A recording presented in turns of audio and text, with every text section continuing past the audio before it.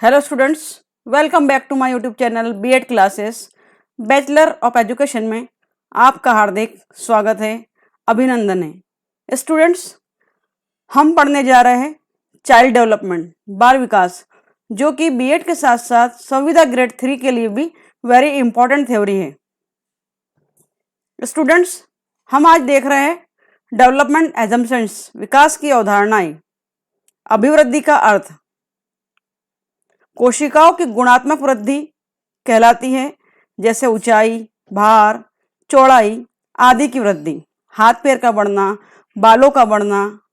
Frank के अनुसार, fact नहीं है, फ्रैंक के अनुसार कोशीय गुणात्मक वृद्धि अभिवृद्धि कहलाती है। हम बात करेंगे स्टूडेंट्स आज के चैप्टर में, जो कि बाल विकास से है, और बाल विकास के अंतर्गत संविदा ग्रेड 3 से बहुत से इंपॉर्टेंट प्रश्न पूछे जाते हैं। तो पहले हम थ्योरी समझ रहे हैं, थ्योरी के बाद हम स्टूडेंट्स देखेंगे कि इस पर आधारित प्रश्न कैसे पूछे जाते हैं। तो हमने आज देखा कि अभिवृद्धि से क्या तात्पर्य है।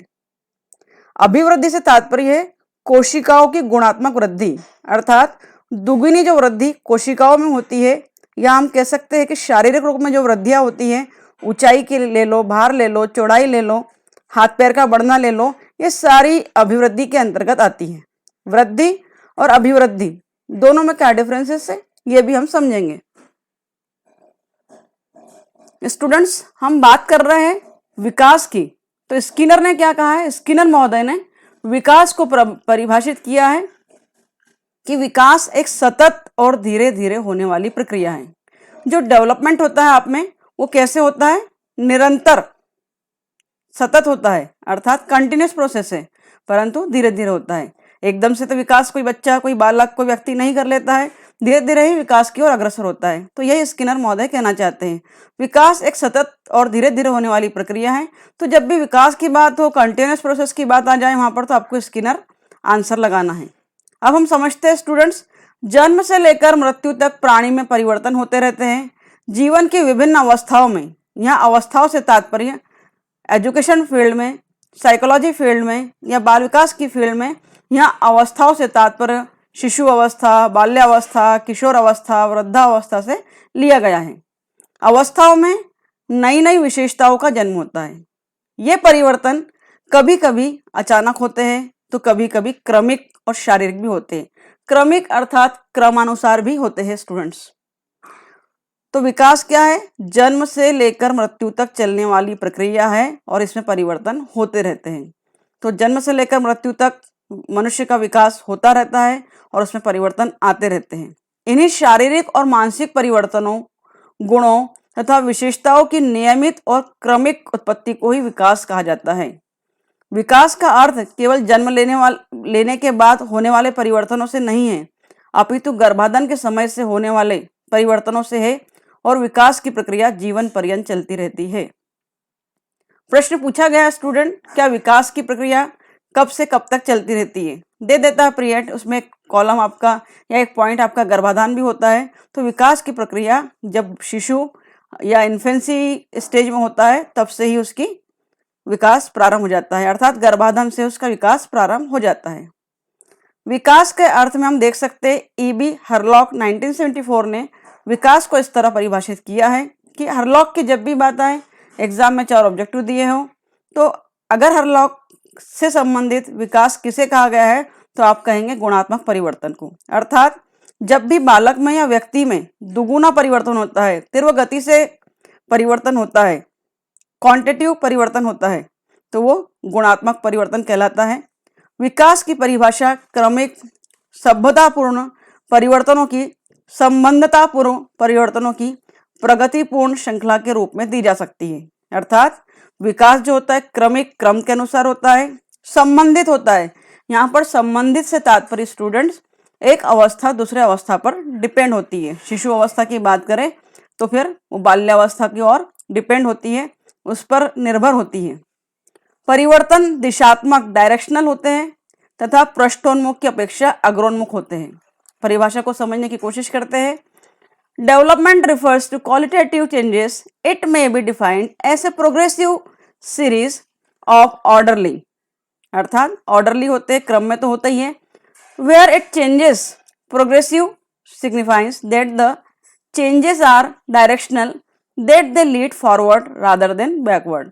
अर्थात कभी भी जो विकास होता है या परिवर्तन होता है वो कैसा होता है, हमेशा फॉरवर्ड होता है, हमेशा वो पृष्ठोन्मुख होता है, आगे की ओर ही आपको ले जाता है, कभी पीछे की ओर नहीं ले जाता।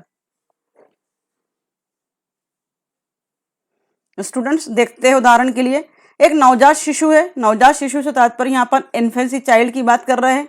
उसका उठना बैठना चलना आदि क्रियाएं जिसे वो प्रारंभ में नहीं जानता है, उसे समझ नहीं पड़ता कि कैसे चलना है, कैसे उठना है, कैसे गर्दन उठाना है, परंतु जैसे जैसे उसका विकास होने लगता है वह यह सभी चीजें सीख जाता है।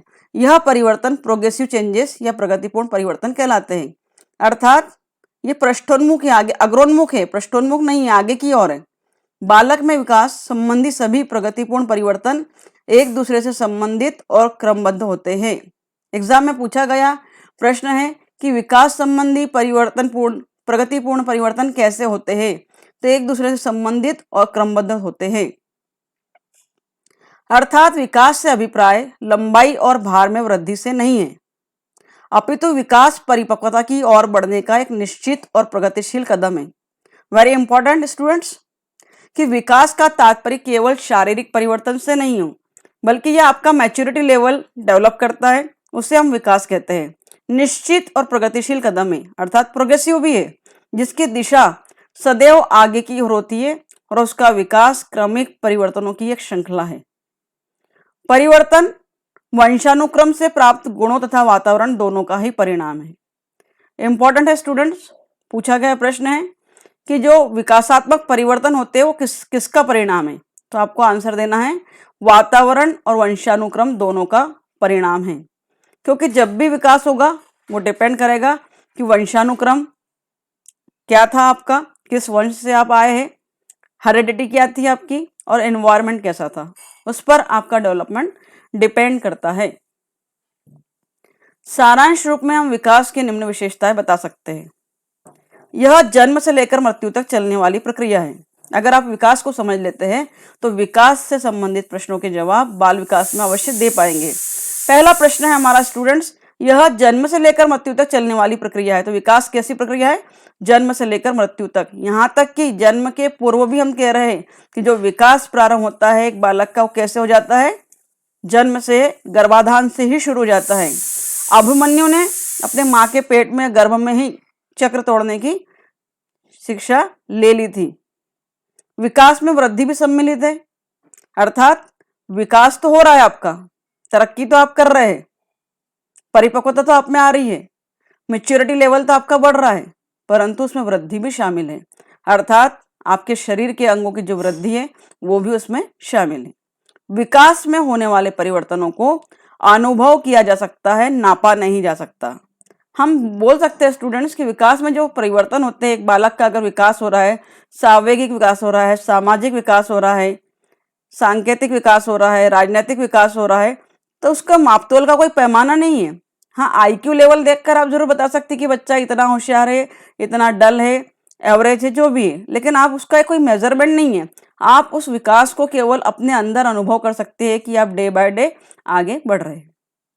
फोर्थ, विकास सभी पक्षों के परिवर्तनों को संयुक्त रूप से परिवर्तित करता है। स्टूडेंट्स, एग्जाम में पूछा गया था कि विकास में होने वाले परिवर्तनों को क्या नापा जा सकता है, हम इसके द्वारा नापा जा सकता है।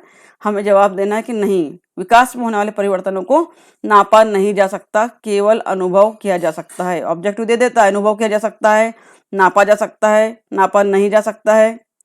आपको अगर प्रश्न याद है तो आप उत्तर दे सकते हैं। विकास सभी पक्षों के परिवर्तनों को संयुक्त रूप से परिवर्तित करता है। कैसे परिवर्तित करता है? सभी पक्षों के परिवर्तनों को, सभी पक्ष अर्थात सावैगिक पक्ष की बात करें, मानसिक पक्ष की बात करें, शारीरिक पक्ष की बात करें, सामाजिक पक्ष की बात करें, तो सभी प्रकार के परिवर्तनों को संयुक्त रूप से परिवर्तित करता है। संयुक्त रूप से वो परिवर्तन आता है, फिर बालक, व्यक्ति या मनुष्य आगे की ओर बढ़ता है। यह एक सार्वभौमिक प्रक्रिया है स्टूडेंट्स। सार्वभौमिक से तात्पर्य होता है यूनिवर्सल प्रोसेस है। विकास कैसी प्रक्रिया है? एक तो जन्म से लेकर मृत्यु तक होने वाली प्रक्रिया है। दूसरा, विकास को हम केवल अनुभव कर सकते हैं, फील कर सकते हैं, माप नहीं सकते, मेजरमेंट नहीं है इसका कोई। विकास सभी पक्षों के परिवर्तनों का संयुक्त रूप है, अर्थात जितने भी प्रकार के परिवर्तन आपके अंदर हो रहे हैं वो सब विकास के अंतर्गत आते हैं अगर पॉजिटिव चेंजेस है तो। और एक सार्वभौमिक प्रक्रिया भी है, अर्थात विकास की जो प्रक्रिया है वो हर जगह हर व्यक्ति में पाई जाती है। आप कहीं पर भी जाते हैं, यूपी जाते हैं, महाराष्ट्र जाते हैं, किसी और शहर में जाते हैं, तो ऐसा नहीं कि वहाँ के लोग विकास की ओर अग्रसर नहीं कर रहे, यूनिवर्सल है वो, और हर व्यक्ति हर प्राणी में विकास की प्रक्रिया पाई जाती है। विकास क्रमिक परिवर्तनों की एक श्रृंखला है, परिवर्तनों में निरंतरता पाई जाती है। क्रमिक अर्थात क्रम के अनुसार परिवर्तन होता है। फॉर एग्जाम्पल, पहले आप शिशु अवस्था में होते हैं, गर्भाधान अवस्था में होते हैं, गर्भाधान से शिशु अवस्था में आते हैं, शिशु अवस्था से बाल्यावस्था में आते हैं, बाल्यावस्था से वृद्धावस्था में जाते हैं। इस तरह एक एक स्टेज आपका चेंज होता है और आप में परिवर्तन आते रहते हैं और निरंतर आते रहते हैं। ऐसा नहीं है कि जो परिवर्तन है आप में आज आया है कल आपके शारीरिक परिवर्तन नहीं होंगे, आपका मानसिक परिवर्तन नहीं होगा। आज आपकी सोच, आपके विचार कुछ और है। आप 5 वर्ष की अवस्था में होते हैं, 4 वर्ष की अवस्था में होते हैं तो मोहल्ले में गिल्ली डंडा खेल लेते हैं, आप कैसे भी कपड़े पहनकर निकल जाते हैं। वहीं जब आप बाल्यावस्था में आते हैं तो आपके यहाँ प्रेस्टीज इशू आपके सामने आ जाता है कि नहीं, मुझे अब ऐसे कपड़े पहनना है, मैं चड्डी बनियान पर खेलने के लिए नहीं जा सकता, मैं केवल वर्मोल पर खेलने नहीं जा सकता, वगैरह वगैरह।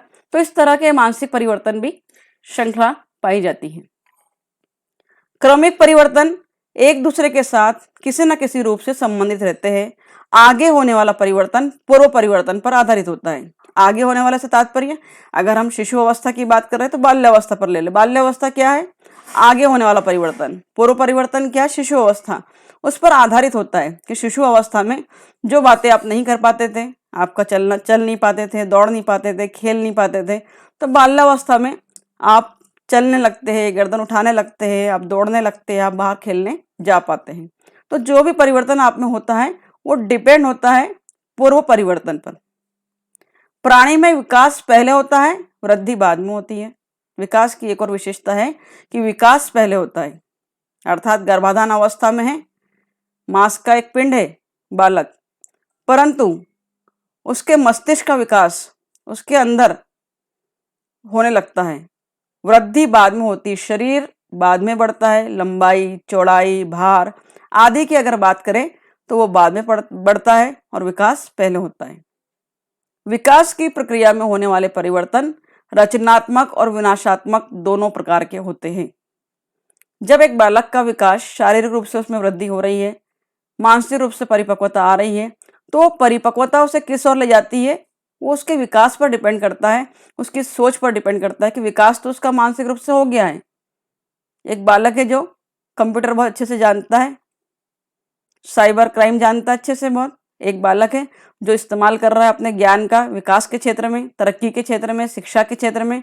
वहीं एक दूसरा बालक है जो इस्तेमाल कर रहा है हैकिंग के लिए, चोरी के लिए, डकैती के लिए, दूसरे के अकाउंट्स बंद कर देता है, पैसा निकाल लेता है।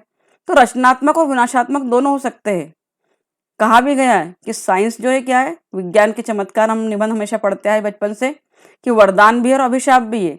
तो जब भी आपका डेवलपमेंट होता है, आप में कुछ सार्थक परिवर्तन, अच्छी चीजें आती है, तो रचनात्मक कहलाती है, जिसका उपयोग आप अच्छे कार्य के लिए करते हैं, आपके विकास को आगे बढ़ाते हैं, साथ साथ समाज को भी आगे बढ़ाते हैं, तो रचनात्मक हो गया।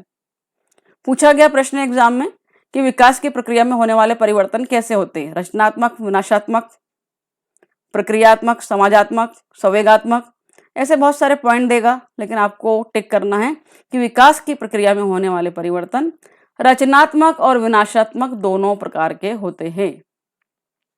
यह केवल शारीरिक परिवर्तनों की ओर ही संकेत नहीं करता, बल्कि इनके अंतर्गत शारीरिक, मानसिक, सामाजिक, संवेगात्मक विकास भी सम्मिलित रहते हैं। हम बात कर रहे हैं फिजिकल चेंजेस होते हैं, मेंटल चेंजेस होते हैं, सामाजिक सोशल चेंजेस होते हैं, और संवेगात्मक इमोशनल चेंजेस भी उसमें होते हैं।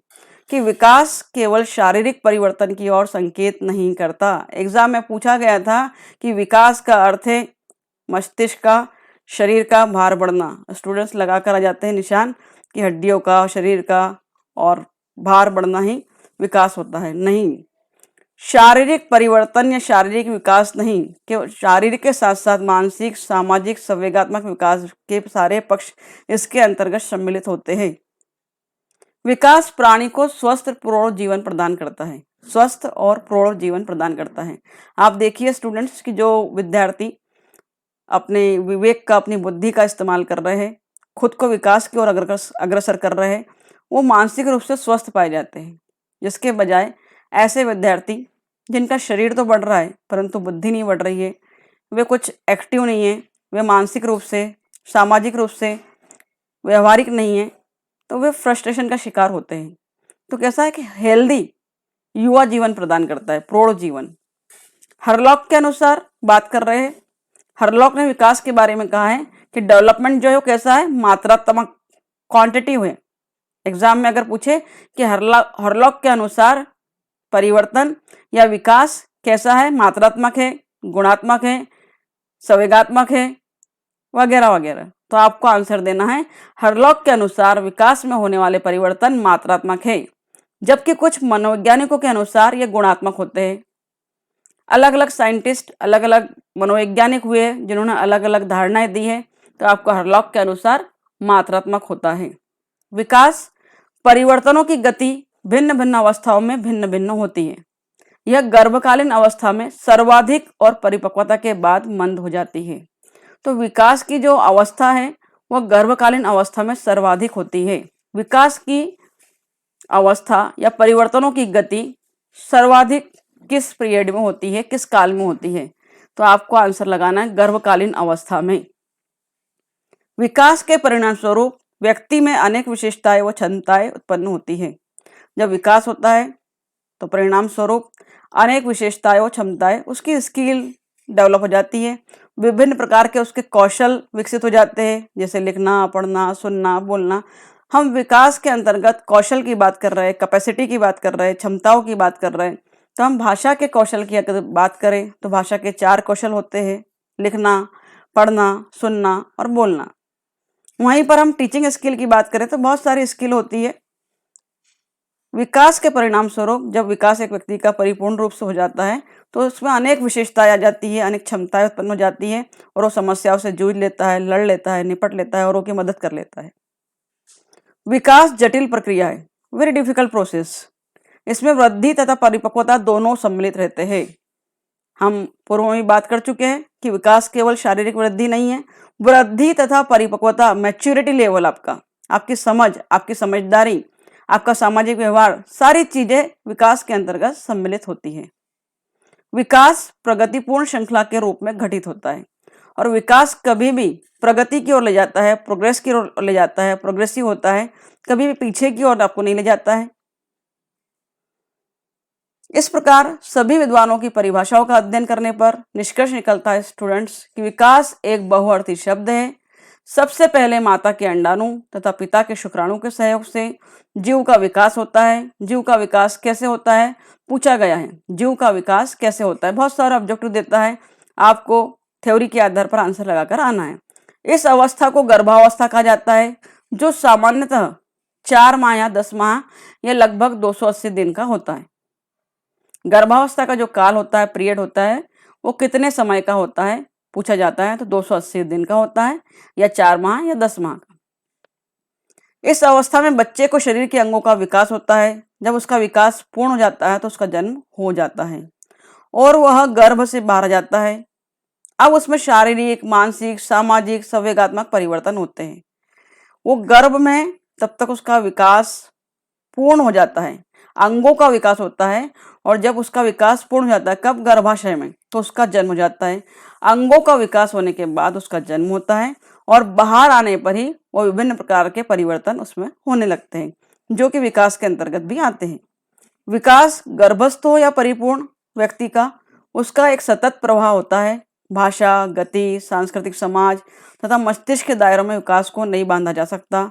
विकास सर्वांगीण होता है। विकास का संबंध शरीर तथा समाज दोनों से होता है। स्टूडेंट्स, हम भाषा के अंतर्गत किसी व्यक्ति की भाषा अच्छी तो हम नहीं कह सकते कि उसका डेवलपमेंट है। गति अच्छी है, बोलने की क्षमता अच्छी है, बहुत तीव्र गति से काम करता है, तो भी नहीं कह सकते कि उसका विकास की ओर अग्रसर है। संस्कृति उसकी अच्छी है या सांस्कृतिक रूप में वो बहुत अच्छा है, तो भी नहीं कह सकते, क्योंकि इन सब दायरों में हम विकास को नहीं बांधते। विकास का संबंध शरीर और समाज दोनों से होता है कि जब शरीर से भी वृद्धि हो रही है और मैच्योरिटी लेवल भी आ रहा है और समाज में व्यवहार भी सीख रहा है, तो विकास है। और विकास कैसा होता है, सर्वांगीण होता है। यहाँ पर सर्वांगीण से तात्पर्य है all round development. Gandhi ji ने भी कहा है कि मनुष्य का जब सर्वांगीण विकास होता है तो वही विकास की श्रेणी में आता है।